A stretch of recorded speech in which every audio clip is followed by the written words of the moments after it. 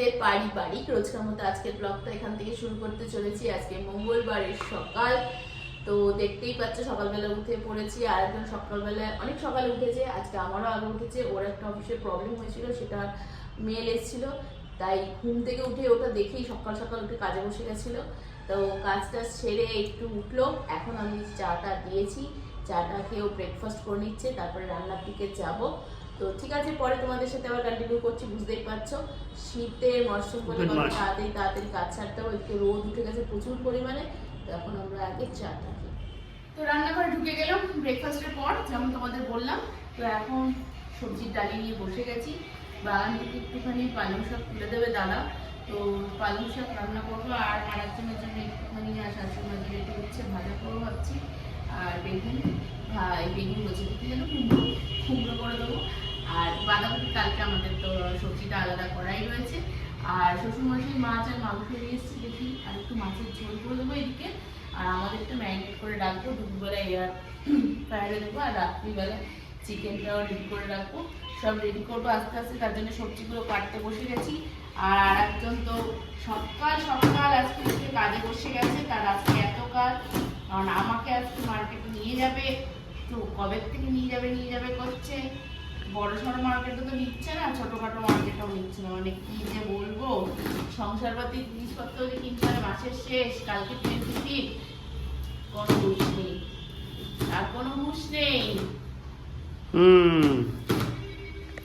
বন্ধুরা সকাল সকাল উঠেই দেখি একটা মানে সকালে ব্রেকফাস্টের কাজগুলো কমপ্লিট করে নিই আর কি। যখন দেখছিলাম দেখি একটা সাইট আমাদের ডাউন যাচ্ছে, তো সেটাকে ঠিক করতেই চটজলদি বসে যেতে হয়েছিল আমাকে। কোনো কিছু করার নেই, ওগুলো তো দেখতে হবেই আমাকে, ওগুলো খেয়াল রাখতে হয়।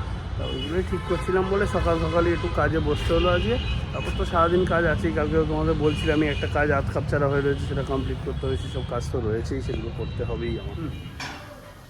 তো ওইদিকে রান্না শেষ করে এবার আমাদের দিকে রান্না করছি। আর একজনের জন্য একটু উচ্ছে আর কুমড়ো ভাজা করছি। আর এখানে এই যে গাছের সব শাক পাতা দিয়ে একটা চাটনি মতো বানিয়ে রাখবো, ধনেপাতা ছোটো সবকিছু দিয়ে। এদিকে আমাদের দুপুরের মাছ দুজনার, আর এটা রাত্রিরের, এটা অনলি রাতে যেহেতু এটা খেতে হবে, বুঝতেই পারছো। এটা দুজনা রেখে দেবো না এতটা, তো এটাও ম্যারিনেট হয়ে গেছে, রেখে দেবো। এটাও দুপুরের জন্য হয়ে গেছে। আর এদিকে রান্নাবান্না কমপ্লিট হয়ে গেছে। এদিকে রান্নাবান্নার মধ্যে এই যে যথারীতি পালং শাক হয়েছে, শাশুড়িমার জন্য মাছ করে দিয়েছি। আর বাকিরা বললো ডিম খাবে, তো ডিম। তো মাছটা শুধুমাত্র আমাদেরই এনেছে, তো মাছটা তুলে রেখেছি। আর বললো ওকে ডিম খাবে, মাছ খাবে না, তো মাছটা করিনি। তা একটুখানি আর একটু উচ্ছে ভাজা করছি, যেমন বললাম তোমাদের। তো এদিকটা হলে পরে ভাতটা বসিয়ে দেবো, তাহলে এদিকে কাজকর্ম আমার মোটামুটি হয়ে যাবে। তারপরে ঘরদোরের দিকে যাবো। এদিকে ঘরদোর ঝাড়টা দেওয়া হয়ে গেছে, মোছামুছিটা একটু বাকি আছে। তারপরে জলদি বেরোবো। তোমার কি একটু অবসর টাইম হলো এখন? একটু মাঝখানে বাইক পাঞ্চার হয়ে গেছে। হ্যাঁ, বাইক পাঞ্চার হয়ে গেছে বলছিল, আমি দেখাচ্ছি বন্ধুকে। বাইকের পেছনের চাকাতে পেরেক ঢুকে গেছে, আমি দেখাচ্ছি গিয়ে। এখন কাজের মধ্যে হলো আরেক নতুন জ্বালাতন। বাইকে হঠাৎ দেখি গড়ালেই খড়খড় করছে, তো ভেবেছিলাম হয়তো চেন কভারে কিছু হয়েছে নাকি, চেন কভারে হয়নি। এই দেখো, এই যে আওয়াজটা হচ্ছে, আওয়াজটা হওয়ার পিছনে কারণ হচ্ছে বাইকেতে ঢুকেছে পেরেক। এই দেখো, এই হচ্ছে পেরেক।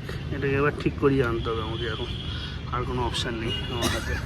তো রান্না কমপ্লিট করে এখন জাস্ট নাও ঘরে ঢুকলাম। ঘরটা একবার ঝাড় দিয়ে গেছিলাম, কিন্তু কি করেছে কে জানি না, আবার ঘর কিচকিচ করছে। আবার ঝাড়ুটা হাতে নিয়ে চলে এসেছি, এখন মার ঝাড়ুমার হবে। তো ঘর তোর পরিষ্কার করে নিই। ওইদিকে রান্নাবান্না কমপ্লিট মোটামুটি, পরে তোমাদেরকে আবার ভালো করে এক ঝলক দেখিয়ে দেবো। দেখিয়ে তো দিলাম মনে হয়, তবুও ঠিক আছে, মনে নেই কিছু। এখন দেখো সোফা টোফার ওপরের আমার অবস্থার চারিদিকে বেহাল। তো চলো সেগুলো আস্তে আস্তে ঠিকঠাক করি।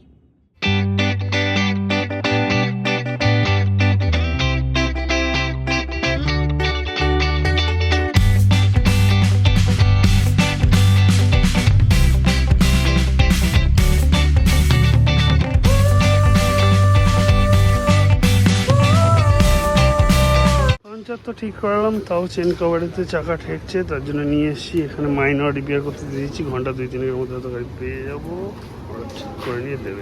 গাড়ি করে দিলাম জমা। তো এখন লাঞ্চের পর আসতে বললো, মানে 3-3:30 দিকে। এখন গিয়ে আবার বাড়িতে ঢুকে কাজ বাজগুলো এগোই, পরে রেস্ট নিয়ে যাবো। বেশি চাকাটা একটু ব্যাঁকা সেট করেছে, চেনটা চেঞ্জ করে যে চাকা লাগিয়েছে প্রপারভাবে লাগায়নি, এবার আস্তে আস্তে ওটা আরও খিসকে গেছে, গিয়ে এবার চেন কাভারের সঙ্গে চাকার বডিটা ঠেকছে, তো সোজা করে দিক যাই হয়ে যাবে। আর থেকে উঠে একটুখানি বেরোলাম, বেসিক্যালি এই জিমের বেল্টটাকে আর কটা ফুটো করতে হবে, তো আমি একটা মুচির দোকানে যাচ্ছি, কেন সব জায়গায় এত বড় বড় হোল করার মতন কিছু পাওয়া যাবে না, দিয়ে একটু এগুলো ফুটো করিয়ে আনি। আর কটা হয়ে গেছে দেখো, ফুটো করিয়ে নিয়ে চলে আসলাম, যাতে ও আরও প্রগাত হচ্ছে করতে পারে।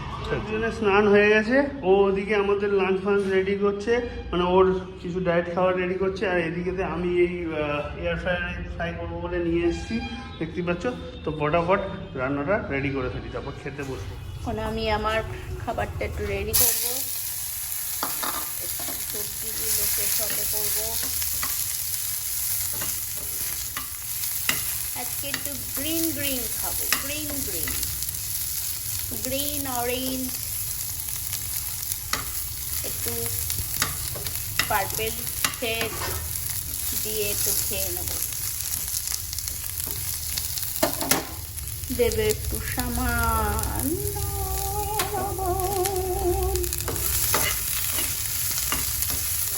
কি গো, ওখানে হয়ে গেছে বসানো? তো বন্ধুরা, লাঞ্চটা রেডি করছি, এক্ষুনি রেডি হয়ে যাবে। আর একজনের কি খবর দেখি? পার্সেল এসছে, চলে কার্পেট অর্ডার করেছিলাম, কার্পেটটা নিয়ে যাই দেখি। যাই হোক, মিশো থেকে অর্ডার করেছিলাম আমার ঘরের জন্য। ঠান্ডাতে আমার খুব কার্পেট, আমার পা গুলো কালকাল হয়ে যায়, তাই কালকালের ব্যবস্থা করার জন্য একটা কার্পেট অর্ডার করেছিলাম। খুব কম দামে, খুব সস্তায় পেয়েছি। তো সেরকম ভালো হবে না, মোটামুটি কাজ চলার মতন। কাজ চলার মতো। আমাদের ঘর তো খুবই ছোট, জানো, এখানে চেয়ার কি করবো, ঘরের যা অবস্থা। এইখানটাতে পাতার জন্য থাকতে পারে, মানে শ্বশুর মশাইয়ের কাজের জায়গায় থাকলে পরে যাওয়া হয়। আগে নিজেদের বাড়িঘর হবে তবে না গিয়ে ভালো কিছু করবো। তো এটাকে এখন খুলবো, তো আনবক্সিং করি, দেখি মালটা কাঁচি দি উপর দিয়ে কাটো না, নইলে তো আবার বুঝতেই পারছো। উপর দিয়ে কাটবো? উপর দিয়ে কাটো, ওখান থেকে কাটতে হবে না।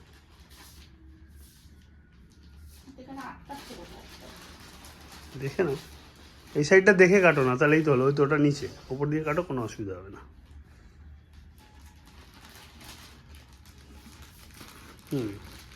বাস হয়ে গেছে, কাটিং ডান। বার করো। খুব খারাপ না, মোটামুটি মানে 17 ইঞ্চি কাইন্ড অফ, যাতে নোংরাটা বসলে অতটা তাড়াতাড়ি বোঝা না যায়। হ্যাঁ, 17 ইঞ্চি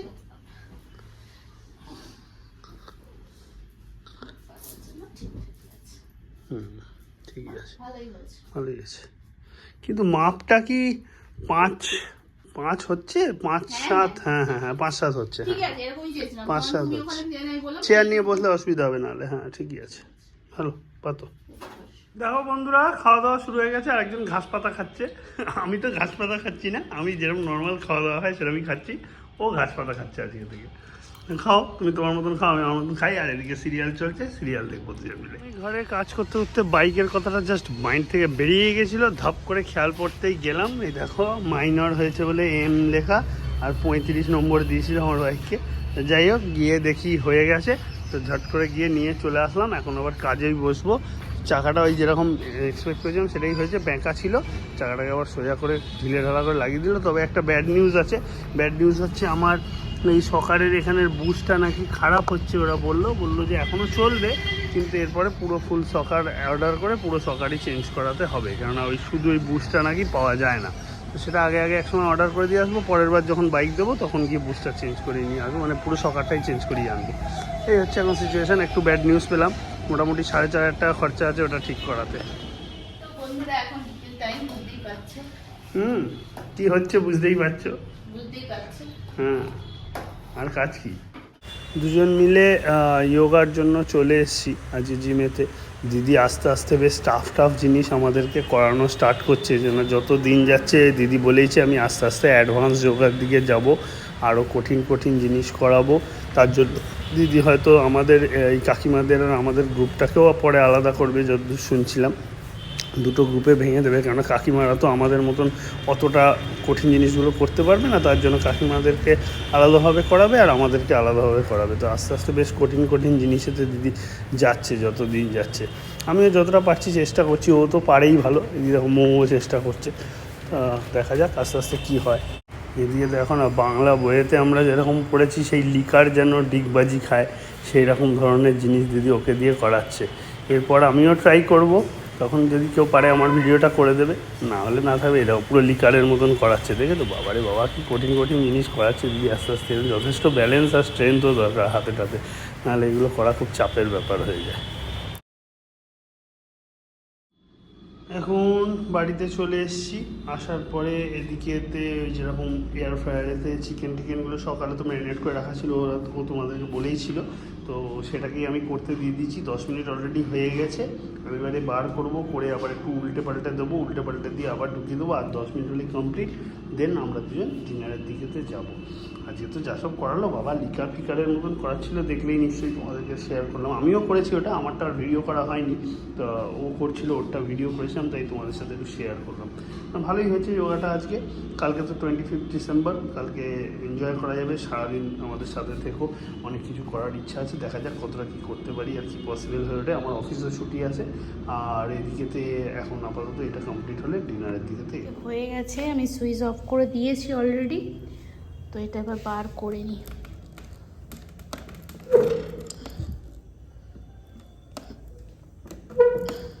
মানে এক হাতে অসুবিধা হচ্ছে, তো একবার বন্ধুরা আরেকজন প্র্যাকটিসের অভাবে খুলতে পারছিলেন না, আমি শিখিয়ে দিলাম, টেকনিক দেখিয়ে দিলাম, তোমরা খুলতে পারলেন।